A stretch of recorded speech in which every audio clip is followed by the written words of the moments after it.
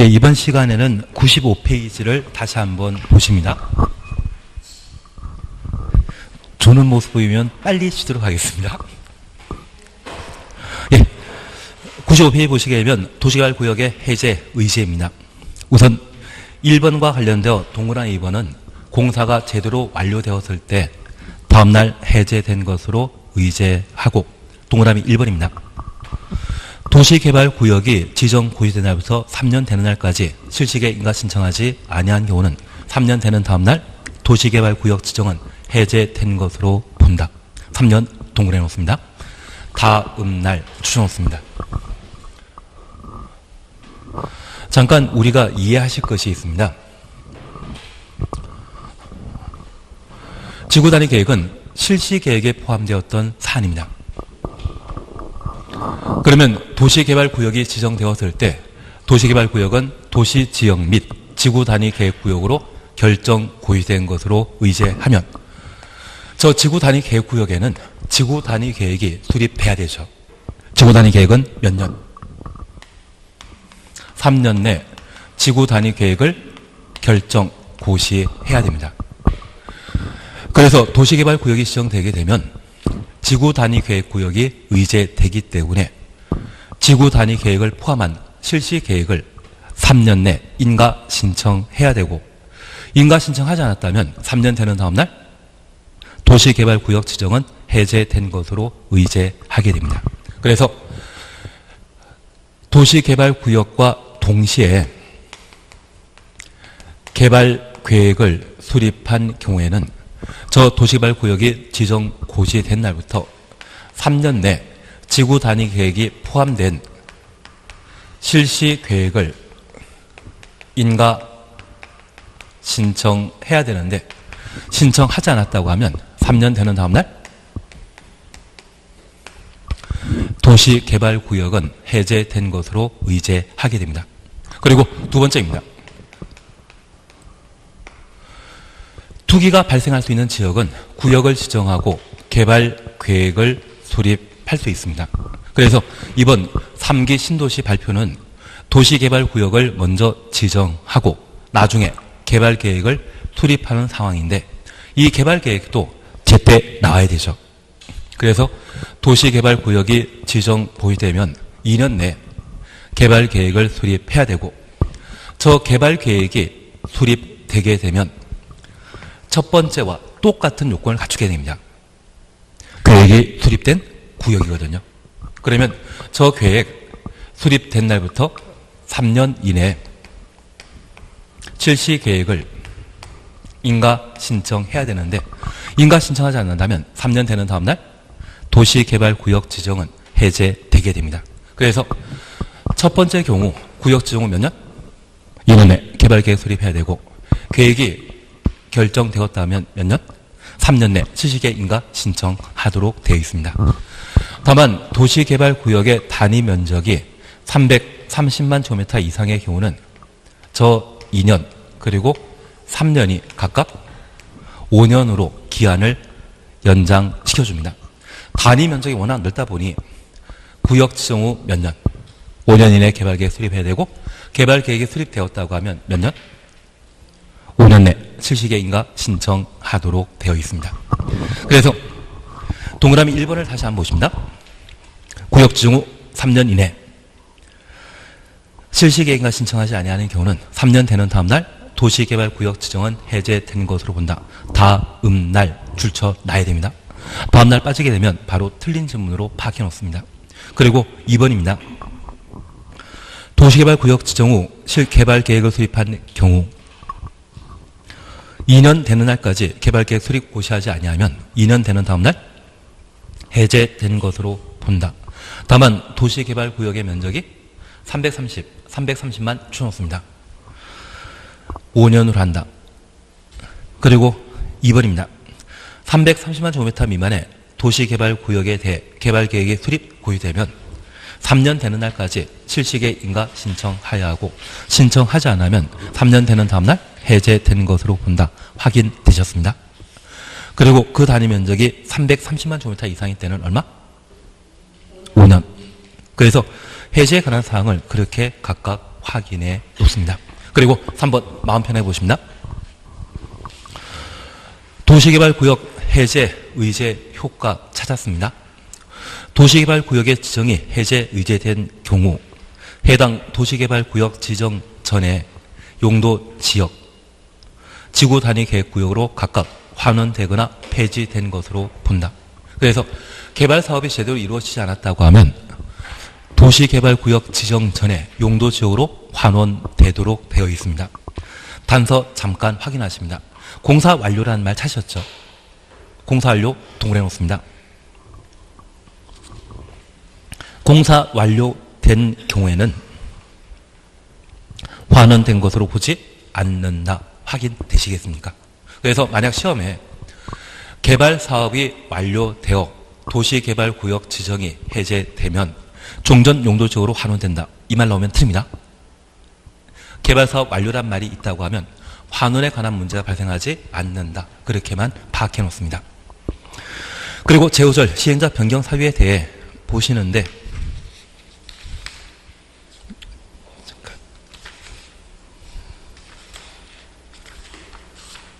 시행자 변경 사유 보시는데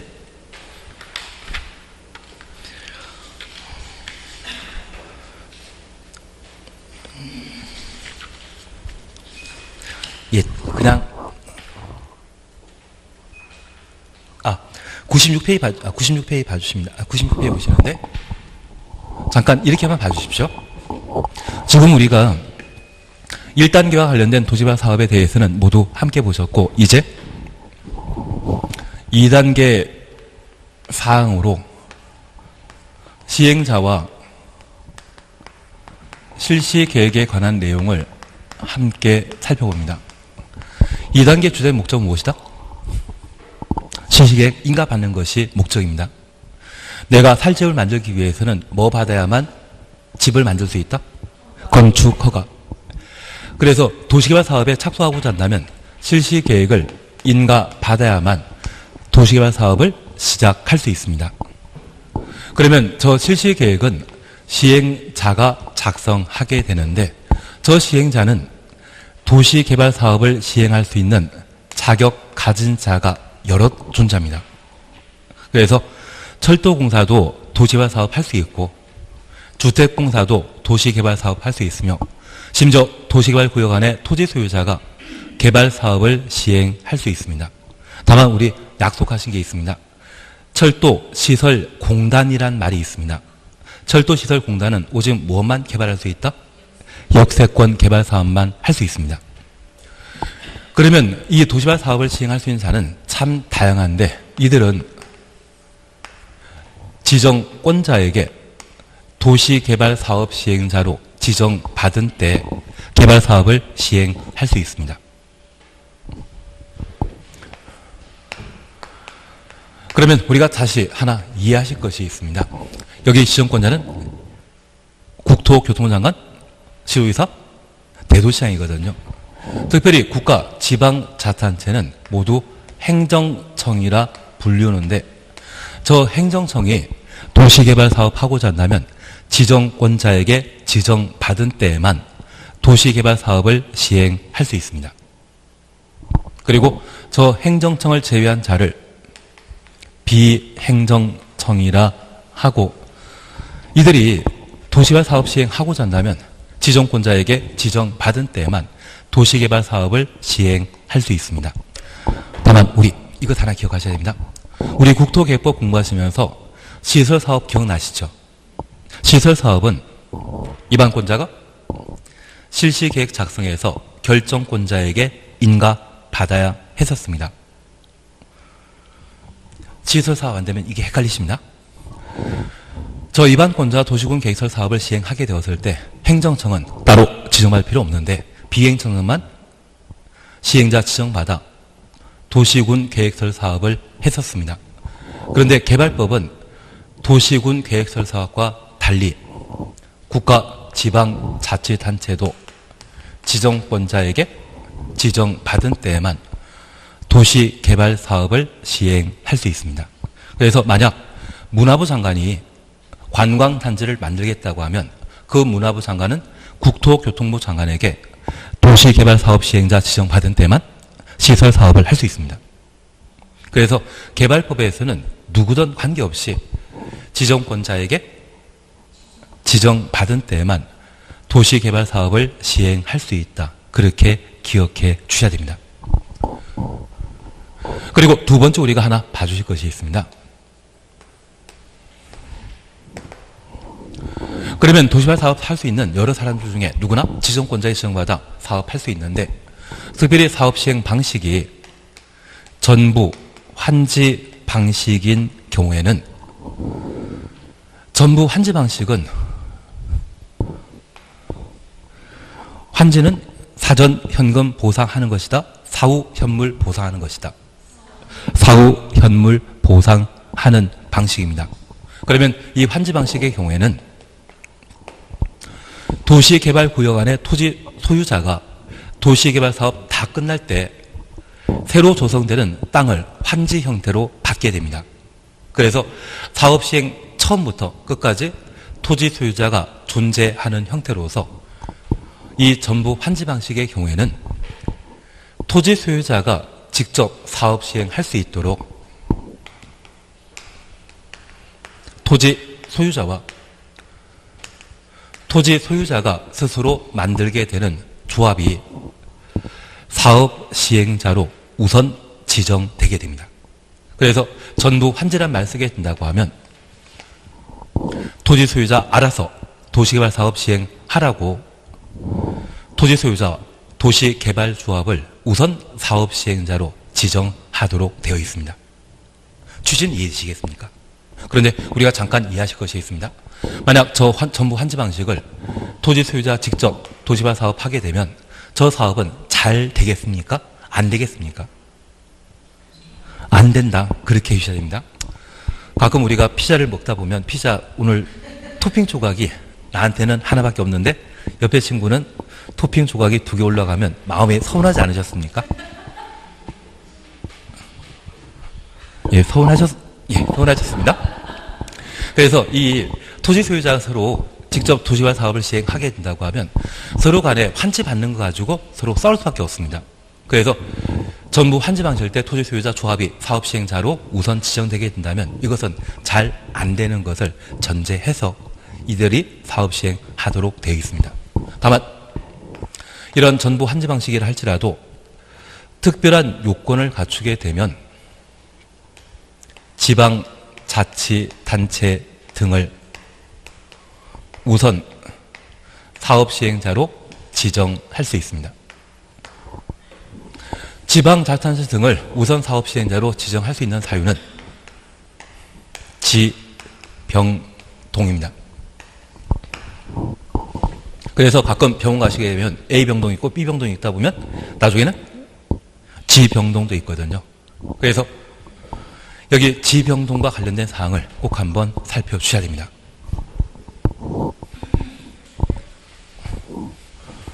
뭐 하고 있는지 잘 모르지만 G병동이 있습니다.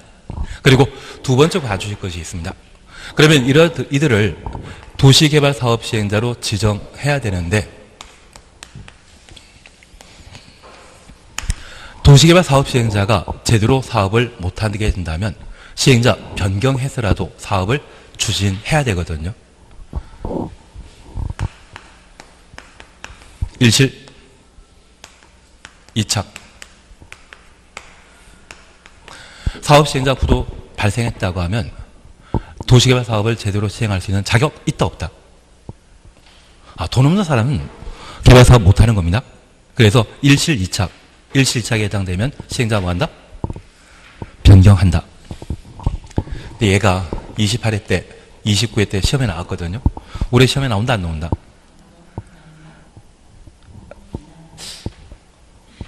올해 안 나올 것 같습니다. 그래서 일시이착은 사업 시행자 변경 사유라는 거 기억하시고 지병동이란 말 보게 되면 얘는 한번 시험에 내게 될 겁니다. 얘는 전부 환지 방식일 때 토지 소유자나 조합을 사업 시행자로 지정해야 되는데 지방자치단체 등을 우선 사업 시행자로 지정할 수 있는 요건, 그 요건이 뭐다? 지병동이라는 말 기억해 놓습니다. 그걸 함께 보시는 게 이쪽입니다. 우선 우리가 함께 봐주실 것이 있습니다. 우리 교재에서는 시행자 변경 사유를 각각 서술하고 있는데 잠깐 확인해 놓습니다. 우선 지정권자는 다음 하나에 해당되면 시행자 변경할 수 있다. 1번입니다. 도시개발구역 전부를 환지 방식으로 전부 환지 가로 해놓습니다. 사업을 시행하는 경우 시행자로 지정하던 토지 소유자 또는 조합이 도시개발구역 지정 고실부터 1년 이내 1년 동원해 놓으시고 실시계획 인가를 신청하지 아니한 경우는 실시계획 인가 신청하지 아니한 경우 실시계획 동원해 놓습니다. 시행자 변경할 수 있다는 것 확인해 놓습니다. 그리고 2번입니다. 도시개발 사업에 관한 실시계획 인가 받은 후 몇 년? 2년 내 공사에 착수하지 아니한 경우에는 시행자 변경할 수 있는데 우리가 공법 공부하시면서 일반적인 공사 착수는 2착이었습니다. 1년 내 공사에 착수하는 것은 건축법상 건축신고한자는 1년 내 공사 착수해야 되고 착수하지 않는다면 신고 효력은 없어진다. 그리고 공장에 대한 건축 허가 받은 자는 몇 년? 3년 내 공사 착수하도록 되어 있습니다. 그리고 주민 입안 제한한 지구 단위 계획이 결정 고시되면 5년 내 공사 착수하도록 되어 있고 주택법 공부하시면서 사업계획 승인받은 자는 몇 년 내 공사 착수한다? 사업계획 승인받은 자는 5년. 주택법에 따른 사업계획 승인받은 자는 5년 내 공사 착수하도록 되어 있습니다. 그래서 135에 대한 예외만 잠깐 정리해 놓으시고 나머지 잘 모르는 것은 항상 2년 내 공사 착수한다. 그래서 2년 내 공사 착수하지 않는다면 시행자 변경할 수 있다는 것 확인해 놓습니다. 그리고 3번입니다. 시행자 지정이나 실시계 인가가 취소되었다면 도시개발 사업 한다 못한다? 못하죠. 그래서 시행자 변경하게 됩니다. 그리고 4번입니다. 시행자의 부도 파산 등으로 도시개발 사업 목적을 달성하기 어렵다 인정되면 시행자 변경할 수 있습니다. 그런데 하나 질문이 있습니다. 도시개발구역 지정 고시하고 3년 내 실시 계획을 인가 신청하지 아니하면 도시개발구역 해제 사유이지 시행자 변경 사유는 아니죠. 구역 지정은 몇 년? 3년 내 실시 계획 인가 신청하지 않는다면 도시개발구역 해제된 것으로 본다. 얘는 해제 사유이지 변경 사유 아닙니다. 그래서 우리가 잠깐 봐주실 것은 1년 내 공사 착수하지 1년 이내 실시계 인가 신청하지 아니한 경우 2착 실시계 인가 받고 2년 내 공사 착수하지 아니한 것. 그리고 시험에 도시개발구역 지정하고 3년 내 실시계 인가 신청하지 않았다면 얘는 시행자 변경 사유가 아니라 무엇? 도시개발구역 해제 사유라는 것 확인해 놓습니다. 그것 잡아주셔야 됩니다. 다만 시행자 변경 사유가 되는 것은 실시계획 인가 받은 것이 취소되었다면 시행자 지정이 취소되거나 실시계획 인가 받은 사항이 취소되었다면 그때는 시행자 변경하지만 실시계획 무엇입니까? 3번 행정처분으로 시행자 지정이 취소된 경우 행정처분으로 실시계획 인가가 취소된 경우에는 시행자 변경 사유입니다. 대신 구역 지정 후 3년 내 실시계획 인가 신청하지 않았다. 이 말은 해제 사유이지 변경 사유와는 관계없는 것으로 잡아내십니다. 그리고 시행자가 부도 파산했다면 돈이 없기 때문에 도시개발 사업 계속 할 수 있다 못한다? 못한다. 그래서 시행자 변경하게 됩니다. 얘를 꼭 한번 봐놓는 겁니다. 그리고 옆에 페이지 잠깐 살펴보시면 위에서 네 번째 줄에 도시개발조합 차시였죠. 도시개발 사업 전부를 환지 방식으로 시행하는 경우에만 도시개발 사업 시행자로 지정받을 수 있다. 그걸 하나 확인해 놓습니다. 그러면 제가 하나 부탁드릴 게 있습니다. 앞서 우리 전부 환지 방식일 때 토지 소유자와 조합이 도시개발 사업 시행자로 지정될 수 있다. 이걸 보셨는데 전부 환지 방식일 때는 이 둘이 도시개발 사업 시행자 될 수 있습니다. 그런데 토지 소유자는 도시개발 사업을 수용 방식으로 시행하는 때에도 토지 소유자가 도시개발 사업을 시행할 수 있습니다. 그래서 전부 환지 방식일 때 유일하게 도시개발 사업 시행자 될 수 있는 자는 조합입니다. 대신 소유자는 전부 환지 방식과 수용 방식일 때 충분히 시행자가 될 수 있다는 것을 파악해 놓습니다. 구분되시겠습니까?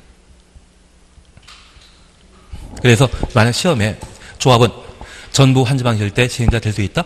맞습니다. 토지 소유자는 전부 환지 방식일 때만 시행자 될 수 있다. 그러면 틀립니다. 토지 소유자는 전부 환지 방식 수용일 때 어떤 사업 시행 방식이건 사업 시행자 될 수 있는 반면 도시개발조합은 전부 환지 방식일 때만 사업 시행자가 될 수 있습니다. 이해해 주셔야 됩니다. 그리고 하단부 이야기는 크게 필요 없는데 우리 약속하신 게 있습니다.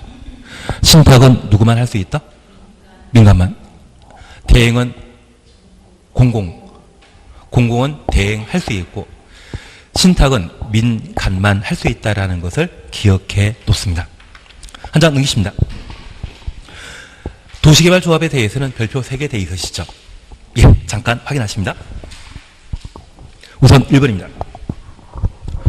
도시개발구역 토지 소유자가 7명 이상이 지정권자에게 설립인가 신청해야 한다. 그래서 첫 번째 우리 기억하실 것은 도시개발조합을 설립하고자 한다면 누구에게?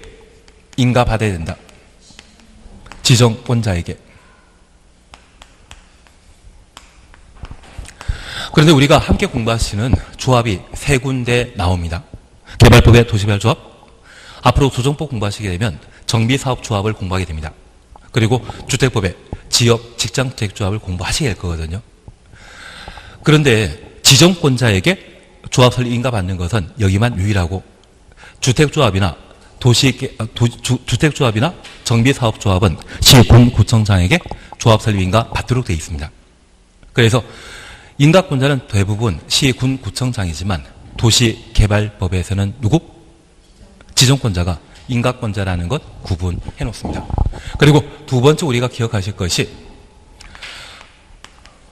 이렇게 조합을 설립하고자 한다면 토지 소유자 7명 이상이 도시개발 조합을 설립할 수 있는데 이 도시개발 사업과 관련되어서는 대부분 실패하는 경우가 참 많거든요. 그래서 이 도시개발 사업과 관련되어서는 행운을 기대한다 해서 행운의 숫자 7이 나와줘야 됩니다. 그래서 우리 용산 국제업무지구에 대한 개발 사업이 무산되었는데 그 무산된 국제업무지구 개발 사업을 박원순 시장이 여의도 묶어서 한번 해보겠다고 작년에 발표했다가 난리 난 적 있지 않습니까? 그래서 그 용산 국제허브 도시개발 사업을 담당했던 것이 드림허브라고 하는 시행사였거든요. 그리고 서울의 미아리 쪽에 드림랜드라고 해서 미아리 개발 사업을 도모했던 적이 있습니다. 그래서 도시개발 사업과 관련되어 앞에 드림이란 말 보게 되면 얘는 현실을 쫓는 분입니까? 꿈을 쫓는 분입니까? 꿈. 그래서 시행사 명칭이 드림으로 시작하게 되면 그때는 제발 투자하지 마십시오. 드림으로 시작해가지고 제대로 성공한 건 못 봤거든요. 그러면 최근에 군산 앞바다에 새만금 간척 사업을 열심히 하고 있는데 거기도 드림으로 시작합니다.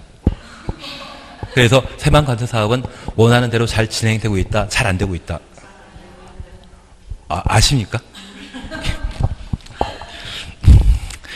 예, 제가 유언비 엎어지고 있는 게 아닌지 모르겠지만 하여튼 새만금 간척 사업도 원래 예상했던 대로 진행되질 않고 있다고 하더라고요. 그래서 드림으로 시작하는 시행사가 하는 도시개발 사업에 대해서는 같이 함께 하시면 안 됩니다. 그래서 여기도 꿈을 쫓기 때문에 행운의 숫자 7이 필요하다는 것을 확인했습니다. 그리고 두 번째입니다. 조합 설립 인가 신청 시에 확보할 동의 요건으로 면적 3분의 1, 총수 2분의 1. 그리고 중요한 게 있습니다. 글로바 표시에 동그라미 1번입니다. 도시개발구역 토지 면적 산정할 때 국공유지 포함하여 산정해야 한다. 국공유지 포함 추천 없습니다. 그러면 조합 설립 시에 면적 3분의 2, 총수 2분의 1 이상의 토지 소유자의 동의 필요한데 이 토지 소유자 범위에는 국공유지를 포함합니다. 그러면 우리 다시 하나 약속해 줄 것이 있습니다. 여기 도시개발 사업을 시행하게 되면 조합은 수용 방식이다, 전부 환지 방식이다. 조합은 전부 환지 방식인 경우에만 사업 시행자가 될 수 있습니다. 그러면 이 도시개발 구역 안에 국공유지가 있다면 개발 사업 다 끝나면 저 국공유지의 토지 소유자는 나라는 환지 받는다 안 받는다? 받아야 되지 않겠습니까? 그래서 저 도시개발 구역 안에 동사무소라도 있다고 하면 이게 도시개발 구역의 환지 방식으로 사업 시행 용지로 사용되었을 때 이 도시개발 구역 안에 동사무소 또 하나 만들어야 되지 않겠습니까? 그래서 국공유지도 토지 소유자 동의 범위에 포함한다, 제외시킨다. 포함되는 겁니다. 다만 우리가 함께 기억하시길 국토계획법에 토지 소유자 동의 범위에는 대부분 국공유지 빠졌습니다. 국토계획법에서는 국공유지 포함한다, 제외시킨다. 제외시킵니다. 여기에서는 국공유지 제발 포함된다는 것. 그래서 도시개발법상 국공유지가 제외되는 것은 딱 하나밖에 없습니다. 원래 전부 환지 방식의 경우는 토지 소유자 또는 조합이 사업 시행자로 지정되지만 지방자치단체 등을 사업 시행자로 지정할 수 있는 경우가 있습니다. 그게 뭐다? 지병동입니다. 그래서 전부 환지 방식일 때 조합이나 토지 소유자가 사업 시행하게 되면 저것 1년 만에 끝난다? 20년 걸린다. 20년 걸린다는 거 뻔히 알기 때문에 전부 환지 방식일 때 조합이나 토지 소유자 하는 것이 아니라 제발 지방자치단체 등이 사업 시행을 해달라. 주민이 동의하는 경우가 있거든요. 그런 주민 동의와 관련되어서는 면적 2분의 1, 총수 2분의 1 이상의 동의받아 지방자치단체 등을 우선 사업 시행자로 지정할 수 있는데 이 동의 기준에는 국공유지를 제외시킵니다. 그런데 우리가 잠깐 이해하실 것이 있습니다. 저 전부 환지 방식을 사업 시행하게 되었을 때 지방자치단체가 사업 시행하게 되면 저 개발 이익은 누가 챙기겠습니까? 원래는 그 지역 주민들이 모두 함께 나눠 가지지만 이 사람이 제일 많이 챙기거든요. 그러면 이 사람이 사업 시행자로 우선 지정받을 수 있는 동의요건에 대해서는 우리가 개발법에 공부하셨던 평상시의 동의요건 면적 3분의 2, 총수 2분의 1 보다 강화시켜야 된다, 완화시켜야 된다. 이거 강화된 겁니까? 완화된 겁니까? 완화된 겁니다. 국공유지 포함한다, 제외시킨다. 여기는 제외. 여기는 제외. 여기 하나만 제외. 나머지는 다 포함. 자기 좋은 일을 할 때 자기 동의 꼭 받을 필요 있다 없다. 자기 위한 것일 때는. 그래서 국공유지 이때는 제외시키고 나머지는 다 포함된다. 그렇게 기억해 주셔야 됩니다. 딱 하나만 예외 있다. 딱 하나만. 지병동입니다. 일실 이착은 뭐 하는 것이다? 시행자 변경 사유이고 지병동은 무엇이다?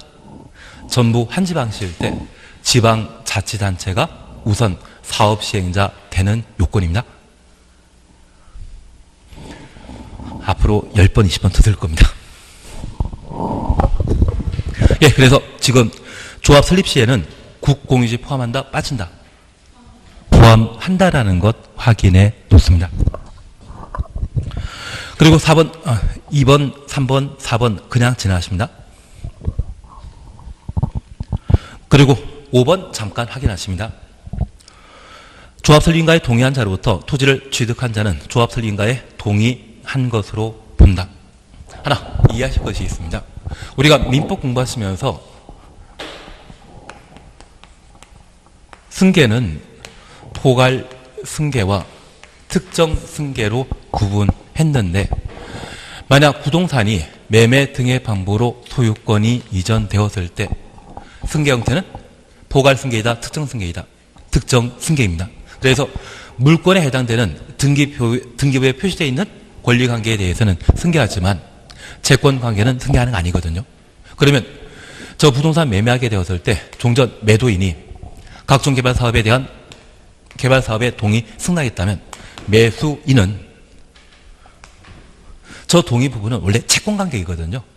채권 관계이거든요. 승계한다 안 한다? 안 한다. 다만 공법에서는 예외를 인정하는 겁니다. 공법에서는 아무리 채권 관계를 할지라도 각종 개발 사업에 대한 동의 한 자로부터 부동산을 취득했다고 하면 그 동의에 대해서는 한 것으로 본다. 만약 이런 특정 승계만 인정했다가는 특정 승계만 인정했다면 매수인에게 또다시 동의 받아야 되거든요. 그러한 불편한 점은 방지할 목적으로 종전 토지 소유자가 동의했다고 하면 그 부동산 취득한 자는 뭐 한 것으로 본다? 동의한 것으로 본다. 이것은 특정 승계에 대한 예외라는 것만 이해해 주십시오. 공법 다 이렇습니다. 이해되시겠습니까? 공법 다 이렇다는 것만 이해해 주십시오. 그리고 2번 그냥 한번 봐놓습니다. 우리 민법 잘 공부하셨죠? 법인 만들게 된다면 주무관청으로부터 인가받았다면 그것은 성립 요건입니까? 설립 요건입니까? 주무관청에 인허가 받았을 때는 설립, 등기해야만 성립. 예, 설립. 그리고 성립에 대한 요건을 각각 구분하시는 게 2번인데 알아서 한번 해 주십시오. 지금은 설립입니까? 성립입니까?